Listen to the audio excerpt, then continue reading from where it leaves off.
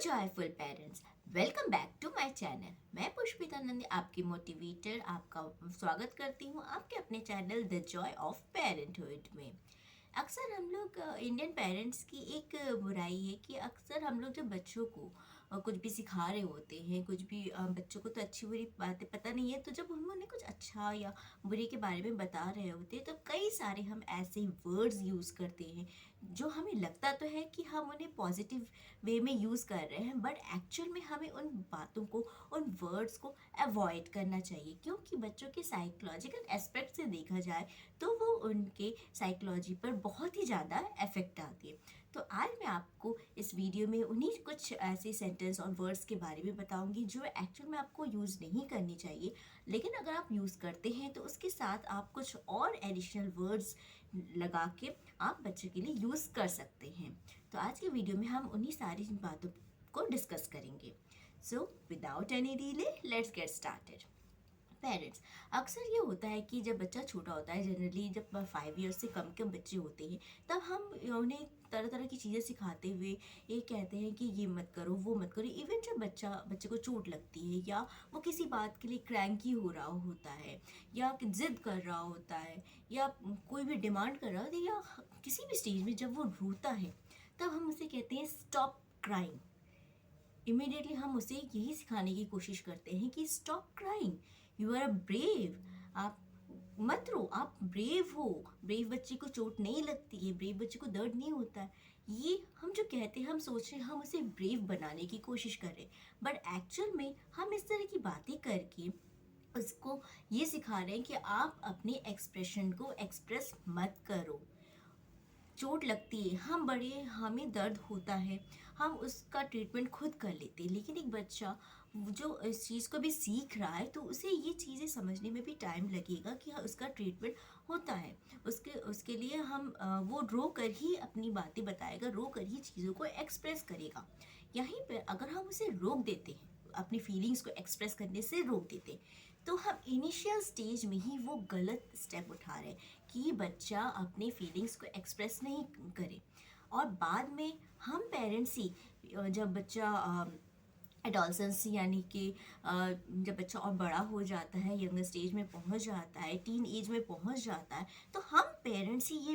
बोलते हैं कि बच्चा अपनी फीलिंग्स हमसे शेयर नहीं कर रहा, अपनी बातें हमसे नहीं शेयर कर रहा, बच्चा आजकल हमारी अपनी बातें छुपाने लगा। क्यों? क्योंकि हमने उसे स्टार्टिंग में ही ये चीज़ बता दिया था कि अपनी फीलिंग्स को एक्सप्रेस मत करो, बल्कि हम उसे स्टॉप क्राइंग ये बोलने की जगह हम उसे ये बोल सकते हैं कि oh you hurt, I know it's hurt, मतलब अब इसमें हर्ट हो गए हो, आपको चोट लगी है कि मुझे पता है कि इसमें बहुत दर्द हो रहा है, चलो मम्मा आपको दवाई लगा देगी, फिर ठीक हो जाएगा। मम्मा चलो let's go to doctor, doctor के पास चलो, डॉक्टर दवाई देंगे, ठीक हो जाएगा। मुझे पता है कि चोट लगी है, दर्द हो रहा है, आप रो रहे हो इसके लिए। ये सारी पॉजिटिव चीज़ें जब आप उसे बोलोगे तब उसे समझ में आएगा कि हाँ, इसका ट्रीटमेंट है। ये मम्मा अब या पेरेंट्स जो भी आप के साथ बच्चा है, तो उसे समझ में आ जाएगा कि हाँ, मैं अपनी फीलिंग्स को बताऊंगा या बताऊंगी तो हमें उसका प्रॉपर सोल्यूशन हमारे पेरेंट्स के पास है, हमारे पेरेंट्स से हमें सोल्यूशन मिल जाएगा। तो ये जो हम पॉजिटिव वे में उसको स्टॉप क्राइंग बोलने की जगह, इवन हम इंडियन पेरेंट्स तो ये भी बोलते हैं कि यू आर अ बॉय, आपको रोना नहीं है, आप लड़के हो। क्यों? हम क्यों बोलते हैं ये चीज़? वो बच्चा है, बॉय गर्ल वहाँ पे कहाँ से बात आ रही है? बच्चा अपनी फीलिंग्स को एक्सप्रेस करेगा, रो कर ही एक्सप्रेस करेगा। तो उसे स्टॉप क्राइंग मत बोलिए, उसे 5-10 मिनट रोने दीजिए, उसे फिर उसका सोल्यूशन, उसको इमीडिएट उसको सोल्यूशन बताइए कि ऐसा ऐसा होगा, ऐसे ट्रीटमेंट होगी तो वो ठीक हो जाएगा। उसके बाद बच्चे को बहुत ही आराम फील होता है, वो बहुत ही कंफर्ट फील करता है अपनी बातों को शेयर करने में, और यही बच्चे आगे चलकर टीन एज में जाके आपसे अपनी बातें ज़रूर शेयर करेंगे, अपनी प्रॉब्लम्स, अपने फीलिंग्स को ज़रूर बताएंगे। तो ये तो हो गया फर्स्ट पॉइंट। सेकंड पॉइंट की मैं बात करूँगी कि जब हम बच्चे को रेडी कर रहे होते हैं या कहीं पे भी हमें जाना होता है या इवन बच्चा खाना खा रहा होता है या उसे होमवर्क करना होता है, हम अक्सर ये कहते हैं हरी अप, जल्दी करो, बस छूट जाएगी, जल्दी करो, तुम बहुत धीरे खा रहे हो, जल्दी करो, तुम्हारा अभी तक होमवर्क नहीं हुआ। ये चीज़ जो हरी अप, जल्दी करो, ये सारी जो वर्ड्स हम उसके दिमाग में भर देते हैं, उसके साथ ही हम नेगेटिव वर्ड्स जोड़ देते हैं, तुमसे ये भी नहीं हो रहा है, ये काम जल्दी नहीं कर पा रहे हो, इस तरह के जो हम हार्श वर्ड्स यूज़ कर लेते हैं, उस ये बिलीव कीजिए इससे उनके साइकोलॉजी पर बहुत नेगेटिव असर पड़ता है। उसे ये फील होने लगता है कि मैं कुछ भी जल्दी नहीं कर पा रहा हूँ, मैं बहुत वीक हूँ। बच्चा अपने आप को अंदर ही अंदर बहुत वीक फील करने लगता है। तो instead of saying hurry up, तुम ये नहीं कर पा रहे हो, यू आर गेटिंग लेट, मतलब उस पर ब्लेम डालने की जगह आप ये बोल सकते हैं कि लेट्स हरी अप, उसके साथ लेट्स वर्ड, या हमें जल्दी करनी चाहिए वरना हमारी बस छूट जाएगी, हमें जल्दी मिलकर होमवर्क कंप्लीट करना ताकि हम खेलने जा सके। तो इस तरह की पॉजिटिव एटमॉस्फेयर आप अगर बच्चे को देते हैं तो बच्चा अच्छे से उसका डेवलपमेंट अच्छे से हो पाएगा, साइकोलॉजिकल डेवलपमेंट उसका अच्छे से हो पाएगा। तीसरा हम बात करेंगे, हम बच्चे को अक्सर किसी भी काम के लिए एक लेवल लगा देते हैं, मतलब गुड बॉय और गुड गर्ल, बैड बॉय और बैड गर्ल का एक जो लेवल हम चिपका देते हैं, वो हमें नहीं करना है। कोई भी बच्चा गुड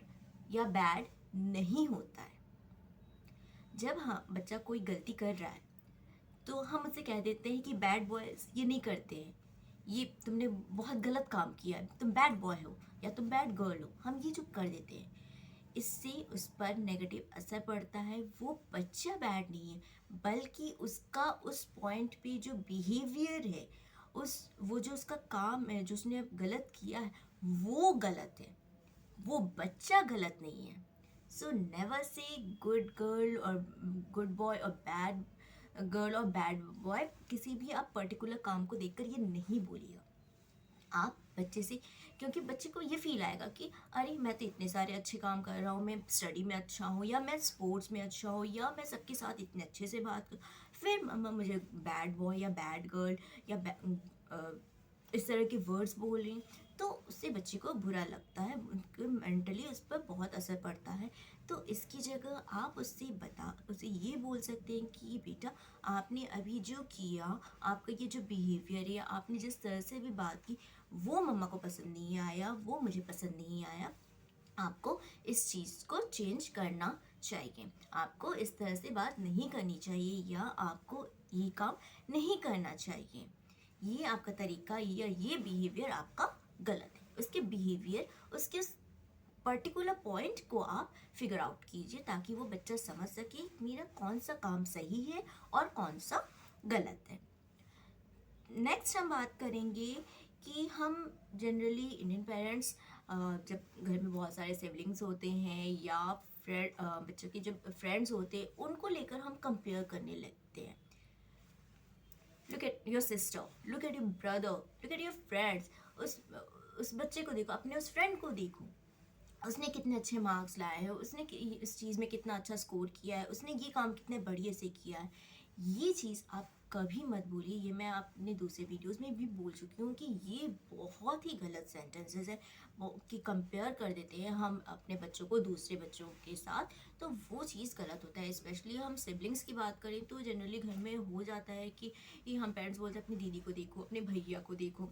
वो कितना अच्छा है, वो मेरी बात मान लेता है, वो ये चीज़ कर लेता है। तो इससे जो होता है बच्चे में एक नेगेटिविटी आ जाती है अपने सिबलिंग्स के प्रति, फिर वो एक उसमें एक रिवेंज की जो फीलिंग्स आती है वो डेवलप होनी शुरू हो जाती है कि हमें किसी भी तरह से किसी भी सही गलत का तब उसे कोई समझ नहीं होती, वो किसी भी तरह से उसे फिर अपने उस सिबलिंग को डाउन करने में लगा रहता है। तो ये एक नेगेटिव साइकोलॉजिकल इफेक्ट पड़ता है, नेगेटिविटी उसमें आ जाती है कि वो फिर गलत समझने लगता है अपने पेरेंट्स को ही। नेक्स्ट हम बात करते हैं, हम जनरली बच्चा कुछ अच्छा करता है तो हम बोल देते हैं गुड जॉब, ग्रेट जॉब। ये तो ठीक है कहना, गुड जॉब, ग्रेट जॉब, ये सब कहना तो अच्छी बात है, बट इसके साथ हमें को उसके साथ और भी वर्ड्स जोड़ने चाहिए ताकि उसे समझ में आए कि उसकी किस चीज़ की वजह से उसे ये बोला जा रहा है। लाइक बच्चे ने अगर कुछ अच्छा स्कोर किया, एक सिंपल एग्जांपल दे देते हैं कि एक बच्चा एग्ज़ाम में बहुत अच्छा स्कोर करके लाता है, तो आप उसे बोल सकते हैं ग्रेट जॉब, आपने बहुत अच्छा किया, आपने आपको इतने अच्छे मार्क्स मिले क्योंकि आपने मम्मा की बात मानी, आपने टीवी छोड़ दिया, आपने मोबाइल का टाइम कम कर दिया, उसकी वजह आप उसकी जगह आपने स्टडी पे फोकस किया, तब जाके आपको इतने अच्छे मार्क्स मिले हैं। तो इस तरह से आप चीज़ को डिस्क्राइब कर सकते हैं कि उसे ये जो उसको अवार्ड मिला या जो रिवॉर्ड मिला वो क्यों मिला, उसकी कौन सी ऐसी नेगेटिविटी उसने छोड़ी तब जाकर उसको ये चीज़ मिला। इस चीज़ को आप अगर इंक्लूड करते हैं तो ये सारी जो पॉइंट्स मैं बता रही हूँ ये सारी अगर फॉलो करते हैं तो बच्चा साइकोलॉजिकली स्ट्रांग होगा, बच्चा एक सिंसियर, एक रिस्पॉन्सिबल और एक आइडियल बच्चा जिसको आप कह सकते हैं वो बनकर फिर आपका तैयार होगा। और टीन एज में जो आपकी प्रॉब्लम्स आती हैं कि हमसे बातें शेयर नहीं कर रहा है या हम बच्चे को समझ नहीं पा रहे हैं, उसको उस पर हमें 24 घंटे हमें नज़र रखनी पड़ी, ये सारी जो चीज़ें हैं फिर वो सॉर्ट आउट हो जाती हैं ये इनिशियल स्टेज पे ही। तो उम्मीद करती हूँ आपको मेरा भी ये वीडियो आज का बहुत अच्छा लगा होगा, तो प्लीज़ लाइक कर दीजिएगा और ज़्यादा से ज़्यादा अपने फ्रेंड्स को शेयर कीजिए ताकि ये सबको इन चीज़ों से बेनिफिट मिल सके और आगे तक ये प्रॉब्लम ना आए। उसके लिए ज़्यादा से ज़्यादा शेयर कीजिए और कमेंट करके ज़रूर बताइएगा कि आपने अगर अप्लाई किया है तो क्या आपको इसमें कुछ पॉजिटिव रिजल्ट्स देखने को मिल रहे हैं। डेफिनेटली आपको मिलेंगे, ये 1-2 दिन की बात नहीं होती है, इसमें टाइम लगता है,